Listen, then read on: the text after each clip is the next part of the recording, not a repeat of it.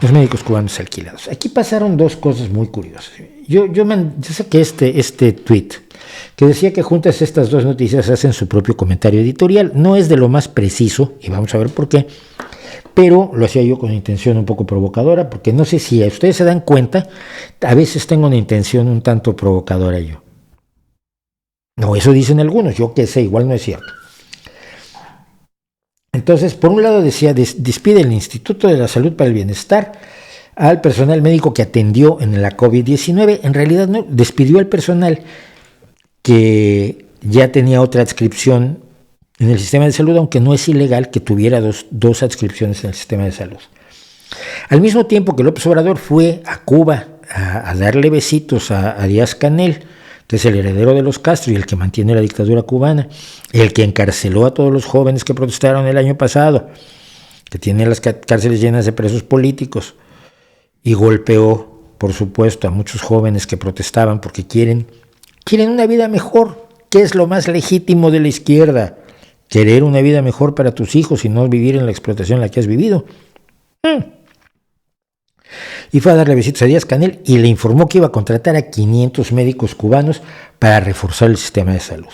Mientras tanto, me dicen los médicos mexicanos que hay alrededor de 50,000 médicos sin plaza en México y que hay especialistas suficientes, pero que además no hay suficientes, no se está formando a tantos especialistas como se podría, porque López Obrador considera que los especialistas son elitistas, y entonces en vez de convocar 30,000 plazas de residencia para especialidades en México, es decir, los médicos se convierten en especialistas como residentes en un hospital, en un centro de salud, donde van con profesores con médicos que son al mismo tiempo profesores de la especialidad a la que se quieren dedicar, practican, trabajan y estudian para ser especialistas en lo que sea pediatría, oncología, nefrología, otorrinolaringología, lo que sea. Todo esto se hace en residencias. Y en vez de 30,000 plazas de residencia, se dieron 20,000 el año pasado, lo cual deja un déficit de, si uno sabe restar, 10,000 plazas. Bueno, a mí me alarmó muchísimo que el señor López Obrador, en respuesta a esto, generalizar, más cuando los médicos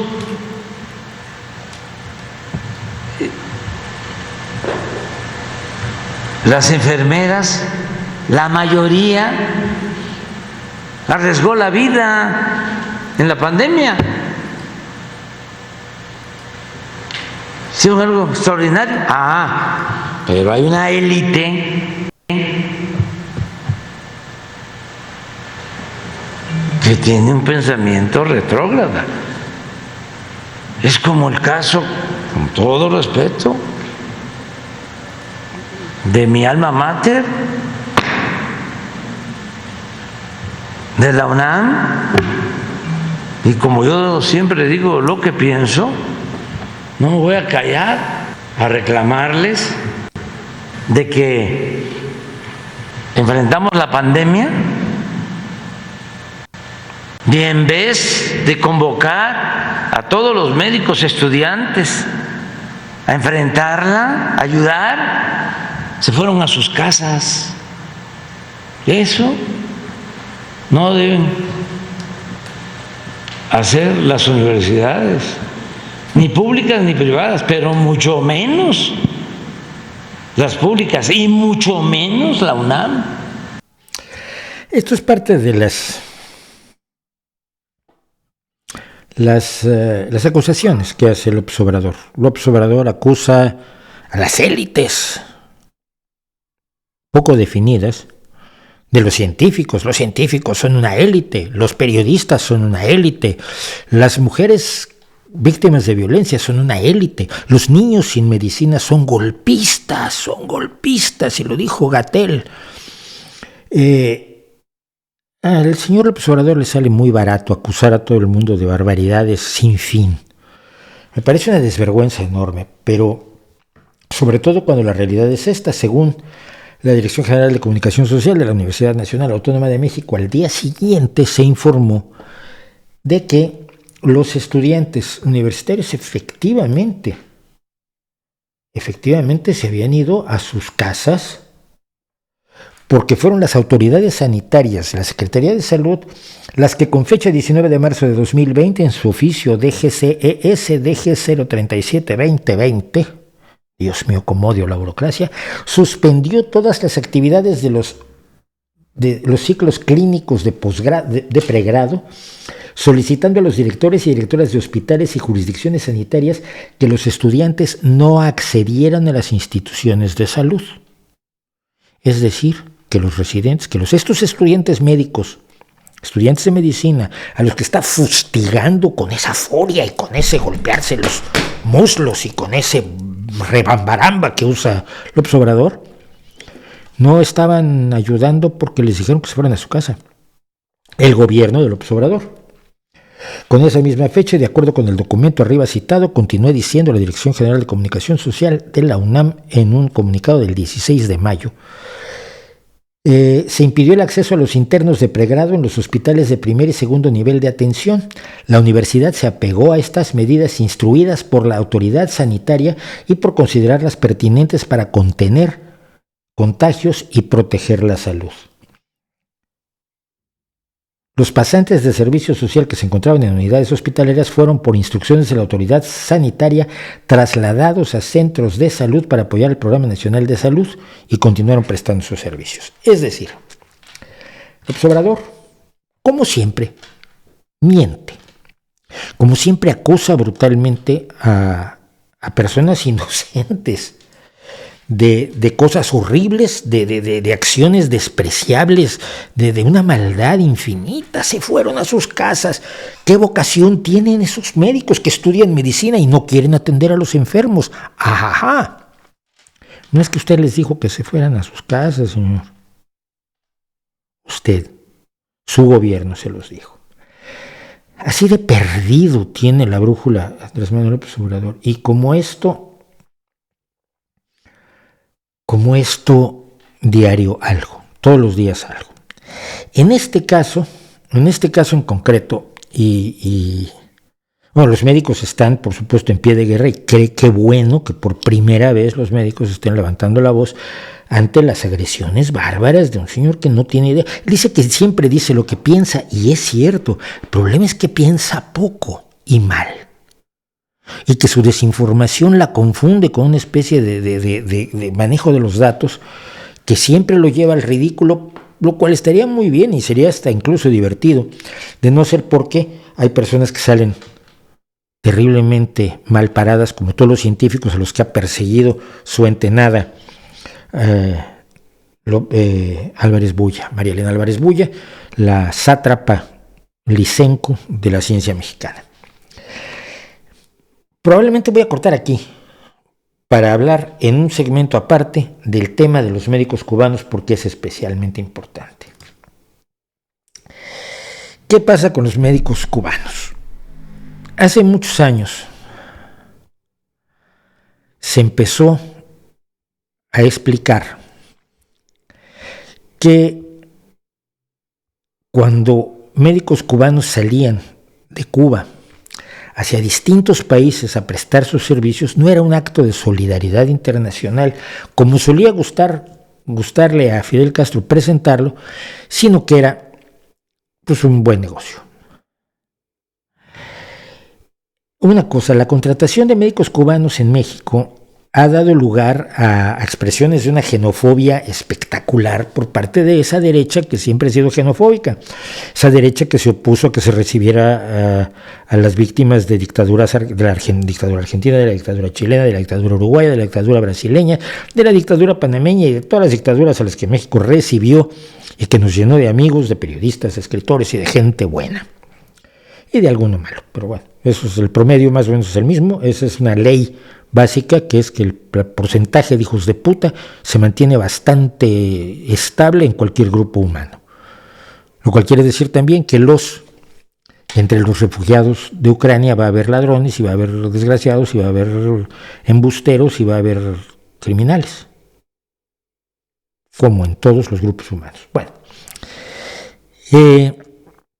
entonces no se trata de hacer xenofobia ni de odiar a los extranjeros. ¡Ay, es que hay que darle primero a los mexicanos! Es muy de la ultraderecha, ¿no? Eso es primero primero los alemanes, primero los españoles, primero los mexicanos. No, mira, en una cuestión así, lo razonable es pensar que los puestos de trabajo deben poder acceder a ellos todas las personas que están legalmente en el país en igualdad de condiciones, es decir, satisfaciendo las mismas exigencias sin que ni sus nacionalidades ni cualquier asunto identitario de su sexualidad, de su estatura, de sus orígenes étnicos, de su nacionalidad, su religión, sean una ventaja o una desventaja. Es decir, necesitamos médicos y si los médicos cubanos se apuntan y cumplen los requisitos, tienen todo el derecho, por supuesto, de ser contratados como cualquier mexicano.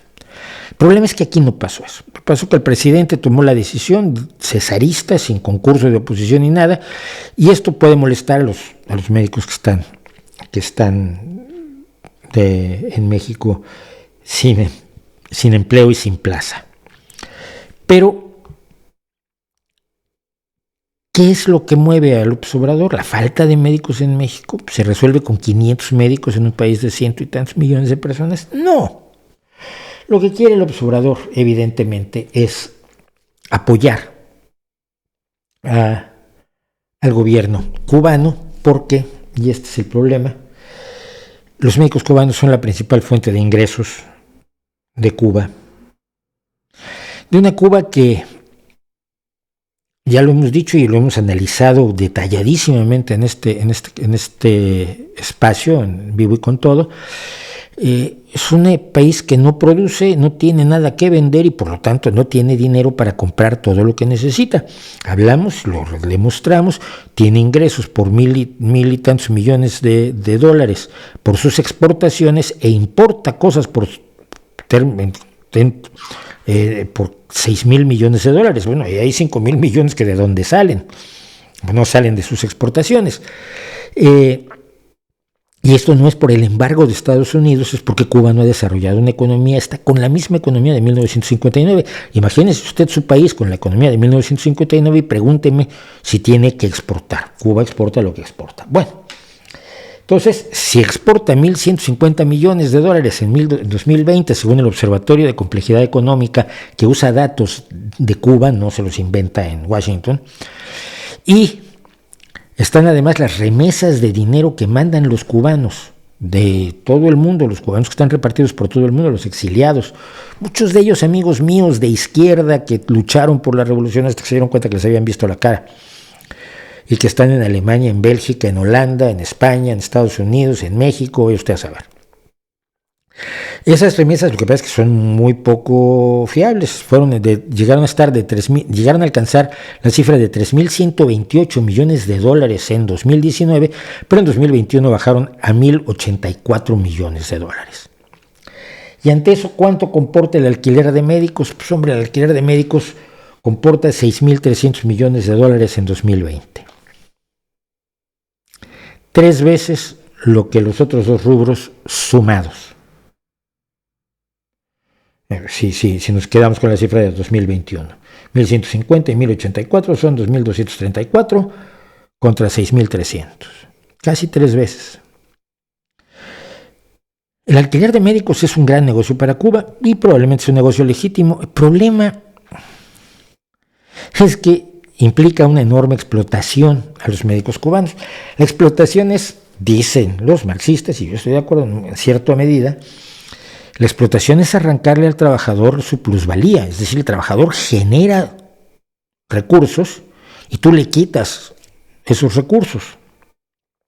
Mientras más le quites, más lo explotas. Mientras más justo sea el salario que le dejas, pues menos explotado es, por lo menos en la visión marxista. Las teorías del valor cambian mucho allí, pero me atengo a la teoría marxista porque es la que maneja el gobierno de Cuba, se supone.